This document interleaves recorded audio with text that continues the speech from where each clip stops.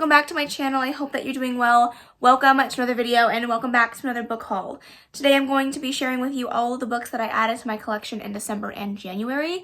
I did film my December haul already, but it took me a long time to get around to wanting to edit it, and by that time it was already the end of January, so I figured I would just bulk all of these together and film them as a whole, one entire book haul for the last 2 months. So I hope you're ready. It's going to be quite a long one, so buckle your seatbelts, get a snack, grab a drink, and let's go ahead and get into it. So I have a little bit of organization to this video. I put them into their genre categories. The first book I'm going to talk about is my one and only poetry book, and that is Rumi or Rummy. I don't really know how to pronounce this. This is a new translation of selected poems by Farouk Doni.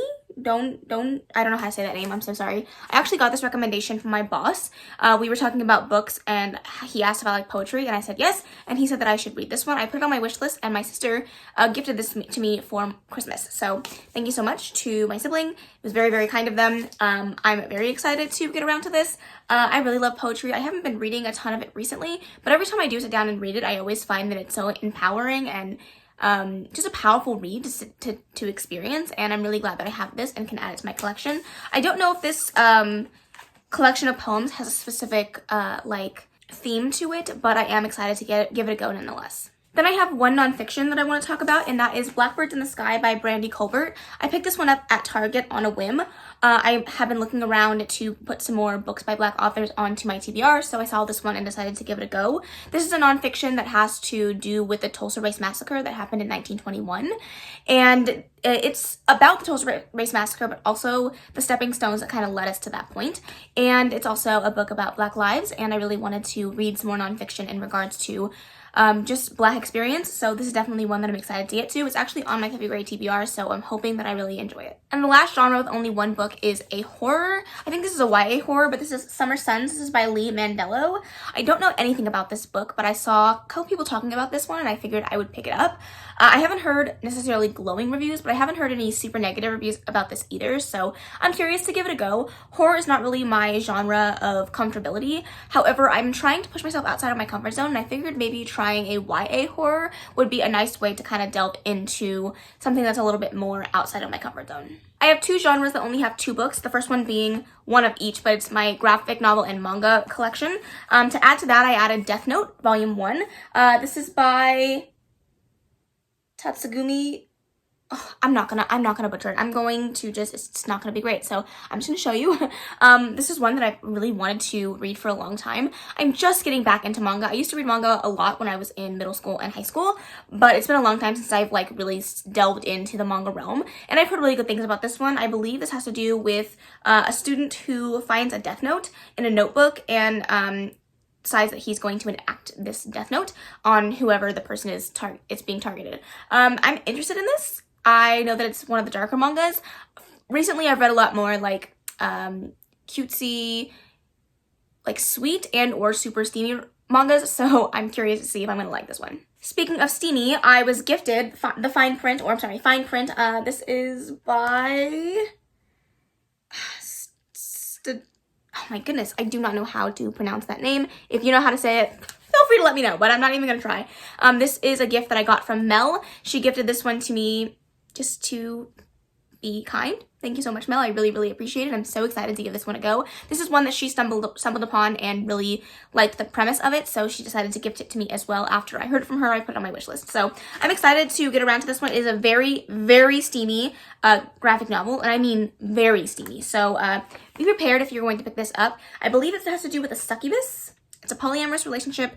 I think there's one more supernatural, paranormal type individual in here, but I don't know what it is. I know for sure it's succubus though. Okay, my next genre that I'm going to talk about is middle grades. I definitely don't purchase very many middle grades, and I definitely don't read as many either. That's definitely something that I want to focus on this year. Hopefully I can read a few more. But the first one that I have here is Arbushan, The End of Time. Both books that I picked up that are middle grades are actually part of Rick Riordan's Presents imprint. I've heard really good things about these books as well as Roshin Toshi's writing, so I'm excited to give this one a go. I don't know the full synopsis of this one, but I'm pretty sure it has to do with Arusha, who is kind of a fibber when it comes to the people that she's around. She's trying to impress the people at her private school, so she tells little lies here and there. And when her friends come to the museum that her mom curates and that she basically works at, I don't know if she works at it, but she's there. They come to catch her in a lie and to like light this lamp. But when she lights the lamp, it causes dire consequences to happen. And she has to go about saving the world, basically. I'm excited to give this one a go. Like I said, I've heard good things, so hopefully I can get to it very soon. The other middle grade that I have is Tristan Strong Punches a Hole in the Sky by Kwame Mbalia. Oh my god. I wish I knew how. I think the problem that I have, especially like really intense like names like this, is I have slight dyslexia. So when I go to read it, the letters like flip around in my mind and I have no idea what I'm trying to say. Anyways, I'm excited to give this one a go. I have heard good things about this one. I love supporting Black authors. So this is another book that I'm hoping to get around to very, very soon. I don't know too much about this. I just know it has to do with, I think, a father and son.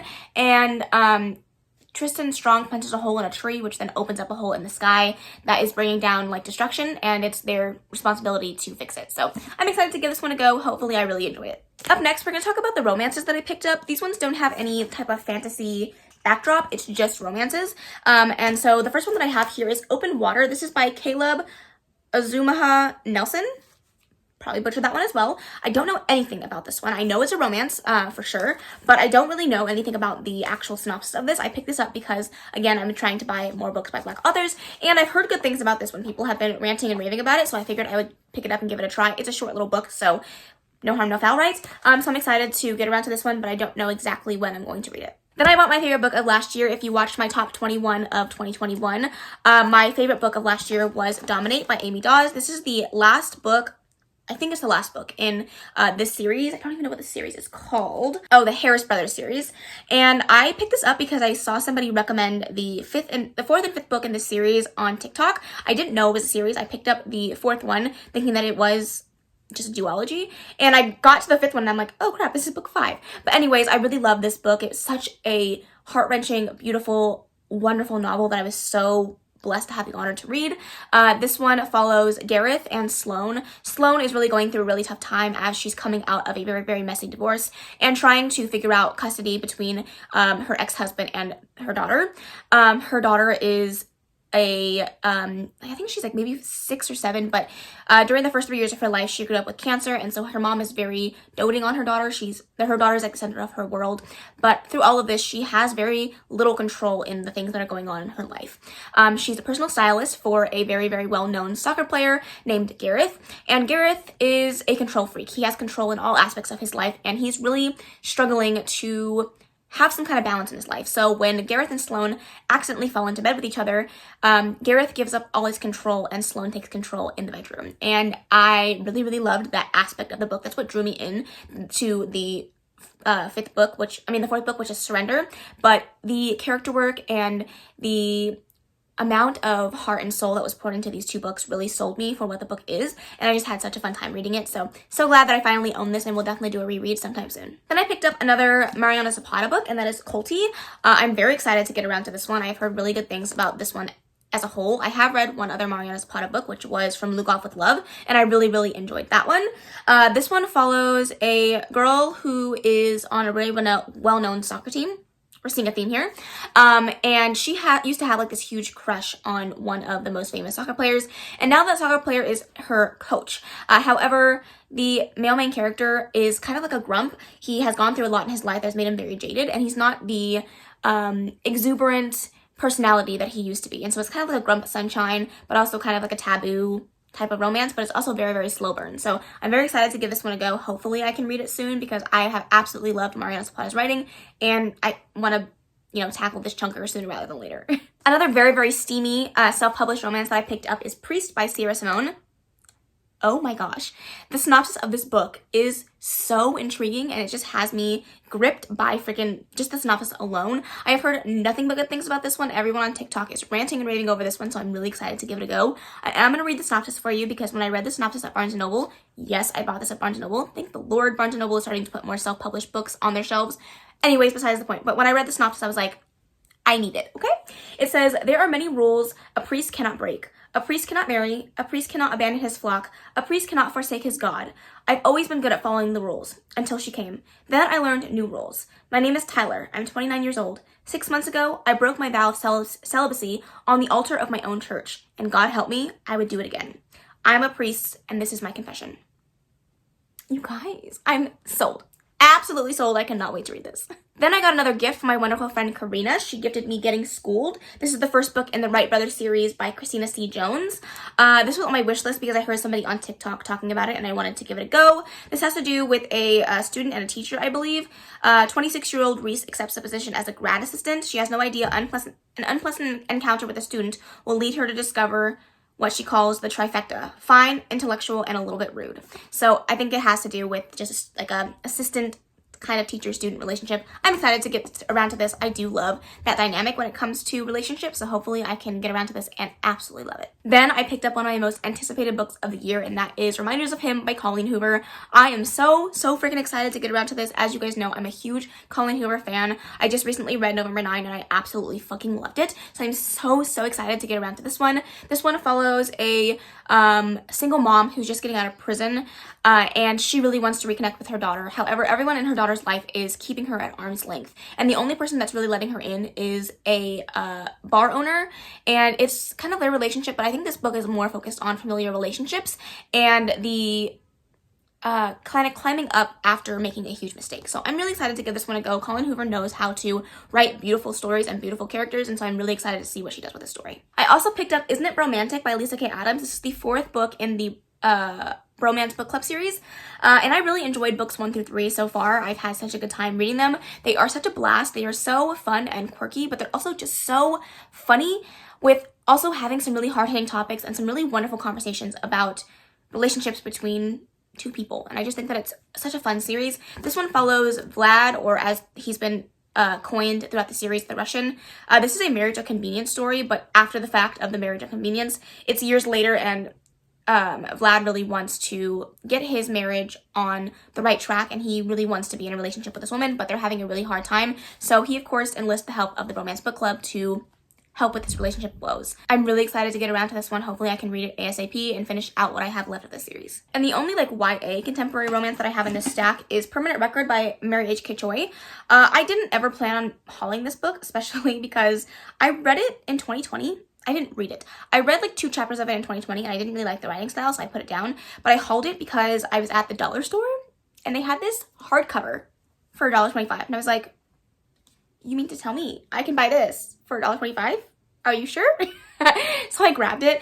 I will eventually try to give it another go. It wasn't that I found the book bad by any means. I just didn't absolutely gel with the writing style, but I'm interested to give it another go. I believe it has to do with a famous person and a boy that works at a bodega. They meet one day and a relationship ensues from there. I'm excited to give it a go again. Hopefully I will really enjoy it, but we shall see. Okay, now we're going to talk about our second to last stack, which is fantasy romances, and then we're going to get to all the fantasy that I hauled this month. The first one that I have here is Blood Crown. In a world ruled by men, only women will reign. And this is by Elizabeth Brown and Tori Heat. This was also a gift from Mel. Thank you so much, Mel, for gifting this to me. I'm really excited to give this one a go. I've heard good things about this book on TikTok, so hopefully I will really enjoy it. I don't really know the synopsis of this. I just know that it's about a queendom, and I love to see it. It is a fantasy romance, so hopefully when I get around to it, I adore it. Then we have the very well-known and beloved first book in the Zodiac Academy series. This is Zodiac Academy: The Awakening. This is by Caroline Peckham and Susan Valentini. How do you say this? Valentine. I don't know. I'm telling you, my stupid dyslexia.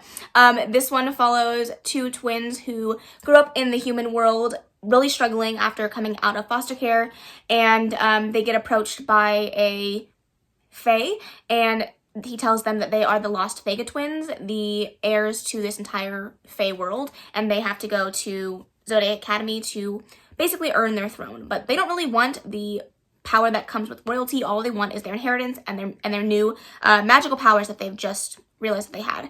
And it is a bully romance between these 2 twins and the 4 heirs that were supposed to take the throne. They're all men, and it's definitely an interesting bully romance. The first book definitely didn't have as much romantic aspects as I would have wanted, but I am very excited to give this one a go nonetheless. Hopefully I can get around to the rest of the series ASAP. Up next we have, oh, this one should have gone in my graphic novel section.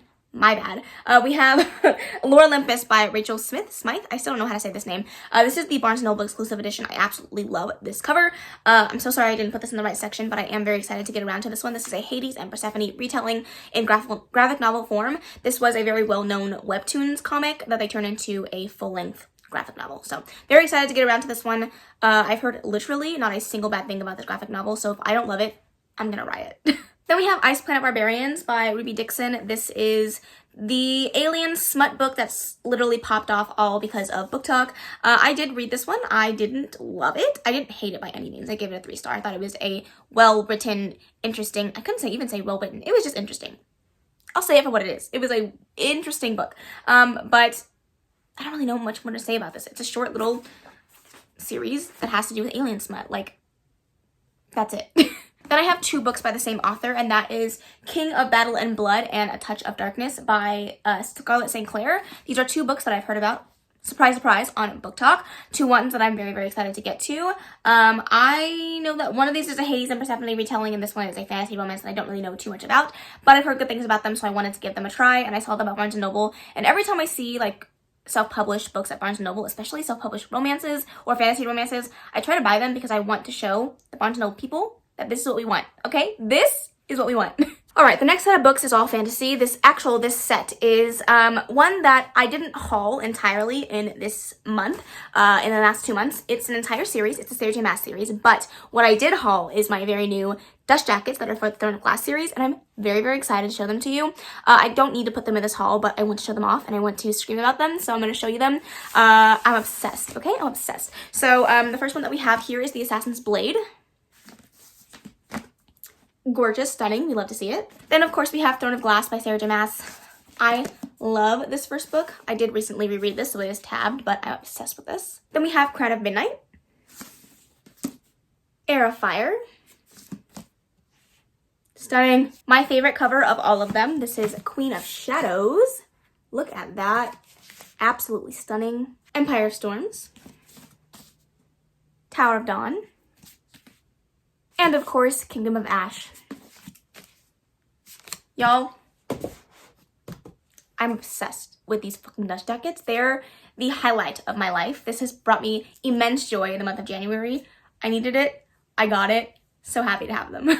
And they shall stay there for the remainder of the video because this is the only time we'll be able to display them. So let me live. The next fantasy book that I have here is Northern Wrath. This is by Nope, I'm not even gonna try. This is a book that I picked up on a whim at Barnes & Noble. I have literally never heard of this book ever in my life, but I read the synopsis and I was like, I kind of want it. I did read the first like 2 or 3 pages of this and it already sucked me in. I was in the middle of a TBR though, so I could not allow myself to pick up this chunky beast. This says, the bond between men and the gods is weakening. A dead man walks between the worlds and foresees Odin's doom. The only survivor of a slaughter unleashes a monster from fiery, I'm not going to be able to pronounce that name, long hidden amongst mortals, a giant's size, and takes up her magic once again. A chief's son must overcome war and treason to become the leader his people needs. The final battle is coming. This is a retelling of Ragnarok. My god, I could not think of the word. It's a retelling of Ragnarok, so I'm excited to give this one a go. I don't read a lot of adult fantasy, but I'm excited to step outside of my comfort zone, read some more chunky books this year. Hopefully I can get around to this one very, very soon. This one is a little bit more magical realism than it is fantasy, but I didn't really know where else to classify it, so I put it in here, and that is 10,000 Doors of January by Alex E. Harrow. I don't really know anything about the synopsis of this book, but I picked it up because I've heard that for fans of The Starless Sea or The Night Circus would really enjoy Alex E. Harrow's writing, so I have enjoyed both of those books by Erin Morgenstern, so I wanted to give this one a go. Like I said, I don't know too much about it. I know that it has to do with like a bookish setting. I'm excited to read this writing. I've heard it's very lyrical and flowery and atmospheric, so hopefully I will really enjoy it. Then I have a gift here from Amy. Amy gifted me Empire of Gold by S.A. Chakabori, the 3rd and final book in the David Baugh trilogy. I'm very, very excited to get around to books 2 and 3. I might need to reread book 1 because it's been so long since I have picked up that book, but I'm very excited to now own all 3 books in the trilogy. Thank you again so much to Amy for gifting this to me. I really appreciate it. It was very sweet of you and it definitely brightened my day. Another adult fantasy that I picked up because Jay just could not stop talking about this and I needed to know what it was all about, and that is The Rumen of Kings by Jen Lyons. Lyons? Does anybody know how to pronounce that last name? Please tell me. But I heard Jay talking about this and then I read the synopsis and I was like, you know, I just cannot pass it up. It sounds so, so good. It says, when destiny calls, there's no fighting back. Corinne grew up in the slums of Quar, a thief and a minstrel's son raised on tales of long-lost princesses and magnificent quests. When he is claimed against his will as the missing son of a treasonous prince, Corinne finds himself on the mercy of his new family's ruthless power plays and political ambitions. Practically a prisoner, Corinne discovers that being a long-lost prince is nothing like the storybooks promised. The storybooks have lied about a lot of other things too. Dragons, demons, gods, prophecies, true love, and how the hero always wins. Then again, maybe he isn't the hero after all, for Corinne is not destined to save the Empire, he's destined to destroy it. This just sounds so freaking amazing, and I'm very excited to read this. Next up, I have my Fairy Loot book, I believe. I honestly do not... Is this Fairy Loot or Owl Crate? This might have been Owl Crate. My Owl Crate book from the month of January. This is The Ivory Key. I don't really remember what this one is about, if I'm being honest, but I am very excited to get around to this. I definitely need to, like, sit down and read, like, a whole bunch of my subscription box books because I get so many of them and I don't read them all in a timely manner. So hopefully I can get around to this one soon.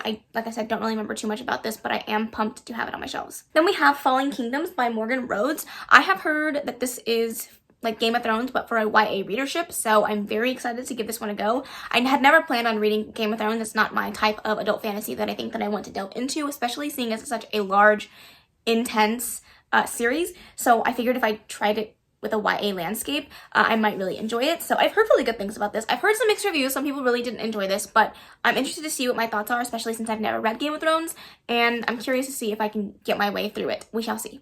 We are on my last stack of fantasy. We are getting there. Up next, I hauled An Ember in the Ashes by Smythe. I do already own a copy of this book. However, I owned an ARC copy, and I wanted the white editions to match the rest of my paperbacks that I already currently have. So when I saw this used at the bookstore, I decided to pick this up.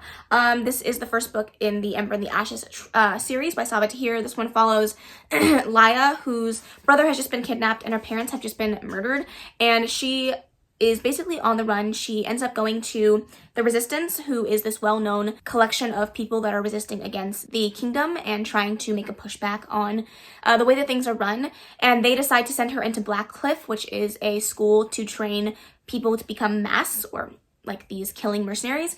And she decides to go undercover to help get information to help get her brother out of prison.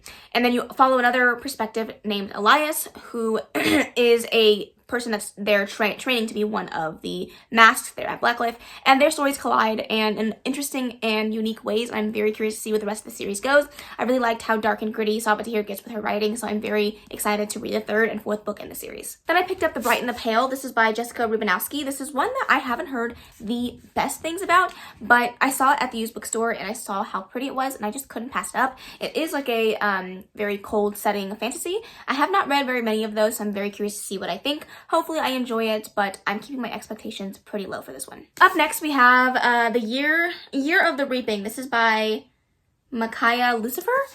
This was a Fairy Loot book, and I'm interested to see how this goes. I have never read anything quite like this book. It says 2 years ago, Lord Cassia disappeared into the midst of war on a mission entrusted to him by the king. Since then, a devastating plague has swept the land, leaving countless dead and the kingdom forever altered.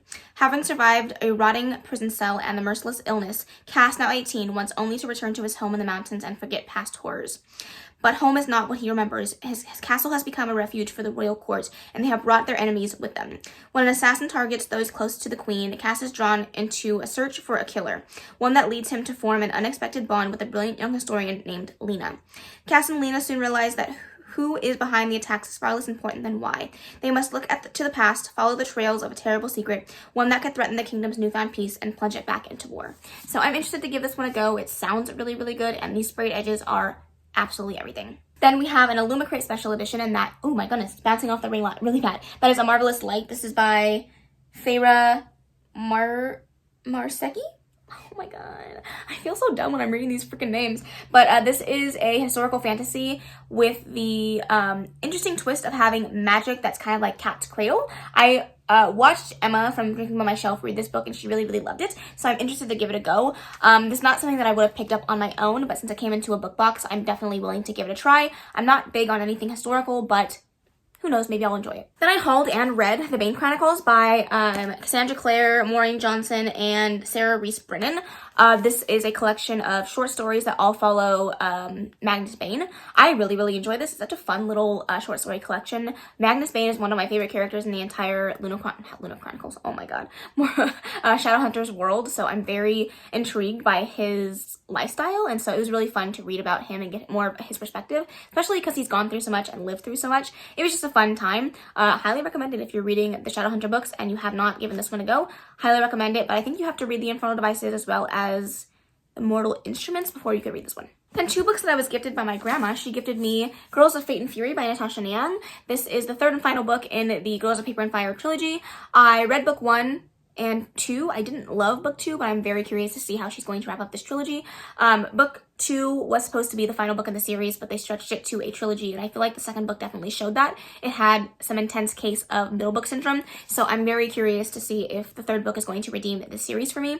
The first book follows a girl named Lee, who is in the paper caste, which is one of the lowest castes in this hierarchy system, and every year the king takes several girls from the paper caste to become paper girls, which are basically concubines for the king, and it's a book about an uprising between the paper girls and two paper girls and the king, and trying to kind of break down this kingdom. And in the midst of all of that, two of the paper girls fall in love. And so it's a sapphic romance with a really intense and dark fantasy backdrop. I really enjoyed, like I said, the first book, so I'm very curious to see about book 3. Then my grandma, knowing my love for Sarah J. Maas, gifted me my second additional copy of A Court of Silver Flames by Sarah J. Maas. As you guys know, I have a Sarah J. Maas shrine over here, but I keep all of my first copies of these books on my regular shelves, so I have additional copies of every single book in the series, and I didn't have my second copy of this one yet, so she did pick it up for me. I'm very excited to have it so I can complete my hardback collection over on my Sarah J. Maas shrine, and I'm just so pumped about it. So I didn't really need this book, but I'm very glad to have it. Then I have two books by the same author in the same series. One of them I bought myself, and the other one was gifted to me, and that is Extraordinaries and Flashfire by TJ Klune. Karina actually gifted me Extraordinaries, which is the first book in the series, and then I bought myself Flashfire because I really wanted it. The hardcovers on these books are absolutely stunning and beautiful. They come with under the cover dust jacket art already printed on. It's not like a special edition or anything, it comes with the book, so I picked myself up a copy when I saw it at Barnes & Noble a couple days ago, and I'm very excited to get around to the series. The third book in the series also comes out very soon, so hopefully I can get to books 1 and 2 rather soon so that I can, you know, hop on the train and read the third book. This is a sci-fi, I believe, not a fantasy, but I didn't really want to put it in a different section. Anyways, this has to do with two boys who are extraordinary, and it's a romance. I really don't know much more than that, but I'm very excited to give these a go. And my last two books are actually book subscription box books. The first one being The Coldest Touch. This is by Isabel Sterling. This came as like an extra book in one of my boxes, very Loot exclusive. This is a vampire romance. Don't know too much about it really. It's not something that I necessarily would have picked up on my own, but I definitely am trying to get back into my romance kick since I used to love them when I was in high school, so I'm definitely willing to give it a try. And then finally we have Dreams Lie Beneath by Rebecca Ross. This is a book that has dream magic and has to do with nightmares and stuff. I'm very interested to give this one a go. I absolutely love the cover, although the original cover on this book is stunning, and I'm very sad that they changed it to this more like laid back cover because the other cover was just so beautiful. But regardless of the point, I'm very excited to get around to this. I definitely, like I said, need to be keeping up with my subscription box books, so hopefully I can get around to this one ASAP. But that is it. That is my very long haul from December and January. I would love to know if you have read any of these books and what you thought of them. Feel free to let me know what you hauled in the last 2 months. If you got anything good, I would love to hear your thoughts on that. But that is the end of this video. If you made it to the end, leave a mirror emoji. Don't ask me why, it was the first one that popped into my head. So that's what we're gonna go with. Leave a mirror emoji. I really hope that you enjoyed this video. If you did, please make sure to give it a big old thumbs up. Don't forget to subscribe before you leave. And of course, leave any comments, questions, and suggestions in the comment section below. And I will see you in the next video. Bye. Baby, turn it down like a sweet and ready. Keep it nice and steady.